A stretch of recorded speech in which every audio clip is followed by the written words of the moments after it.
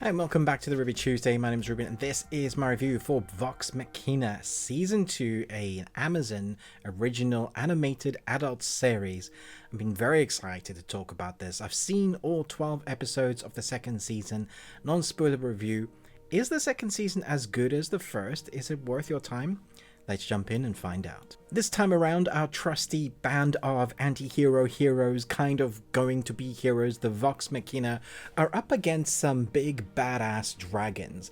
And the first 3 episodes really sees our world kind of being reintroduced to us, our characters being reintroduced to us, and then us being shown how underpowered they are. They have their asses handed to them in a really bad way, and that kind of sets up the arc, which really is a hold up a minute, this ugly old lady had lost her frying pan side quest storyline until we get to episodes 8 and 9, which wraps up the sort of arc that we have, the beginnings of a trilogy by the looks of it. So this won't wrap up the big arc that they've set up here in this season. There will be more seasons to come. I'm pretty sure it's been greenlit for a number. If they leave it at the end as they do at the end of season 2, fans will be pissed. But there is a conclusion to a part of a story, but the beginnings of much more. And really this sees our characters go on character journeys, like growth spurts in their characters as we get to know more about them, their backstories through flashbacks. Really, the side quests are where we get the meat of the story here with our characters. There are weapons or relics that they need to collect in order to maybe survive and try and win the day against these dragons. And these dragons are super powerful. We get the scale and the power of them within the first 3 episodes, which really shows what they're up against in this series. They are the underdogs without a doubt.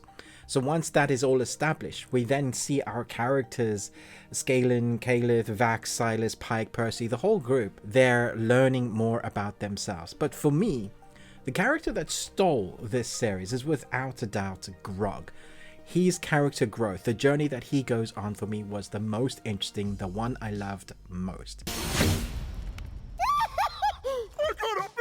I'm amazed at the writing of this series. It does something that is very hard to establish when you're doing something that is like has dirty humor in a lot of places, laugh out loud moments in a lot of places, and then in the next line you can have something really emotional hit you in the emotional feels and you just won't see it coming. And that can happen a number of times in one episode, which is fantastic writing because they've been building up your characters, building up the side stories with your characters you weren't thinking that were as deep as you thought. They might be slightly two-dimensional from that first season. You know there was more about them, but this season really takes time to give us more about those characters. And so as we see those characters established with their backstories in the what's going to become of them, their relics, and each character kind of gets a leveled up as if you were playing a D&D, you know, from Critical Role. As if you're playing it, you get to see how this world establishes itself with our characters in tangent,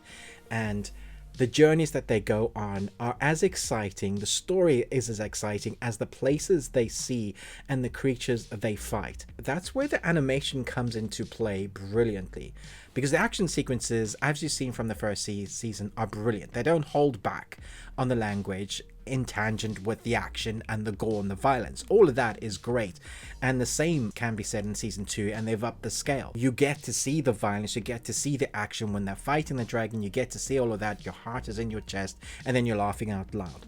But the animation style itself feels like it's stepped up another level. I know it's the same, but it just feels like, oh okay, people like this, so we're going to give it a bit more effort, a bit more of a budget. And I loved every second of this. Before I carry on, I'm just going to give you my score. It's my favorite series so far of the year. I know it's early yet, but I'm giving it 5 Nicolas Cages out of 5. You got one. Congratulations. It's my first 5 of the year so far, and I'm here for it. I want much more from this. There's a balance of comedy, violence, gore, and emotion that brings the characters to life, that you are rooting for them. My only negativity, and I don't mind it so much, is there is a sort of plot protection, because the characters should have died a number of times, but I don't want any of them to die at all because I like them. Now, I'm not saying Some of them don't die. I'm not going to spoil that for you, but there is a sense of plot protection, and there are some characters that will be taken out because some people do need to be taken out. There is a sense of urgency throughout the whole series, and you do worry for them the whole time. They are always the underdogs, and somehow they manage to scrape by.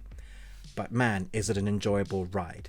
I think Amazon are releasing 3 episodes every Friday until we reach that 12. Tune in for it. I think you could watch all 3, but man, is it easy to binge. You may want to hold up until all 12 are out and just binge it in one. But if you can't wait, then definitely watch those 3 back to back. You're going to love where the story goes. I can't wait for everybody to talk about the animation, fight sequences, and some of the craziness that ensues within the fight sequences. Because I didn't see them, I should have guessed. Because it's a bit tongue-in-cheek, it's a bit rude. Some of the fight sequences and things that you see are hilarious, but also brilliant at the same time. Grog for the win. Thanks so much for watching, but most of all, until next time, remember, live long and Tuesday.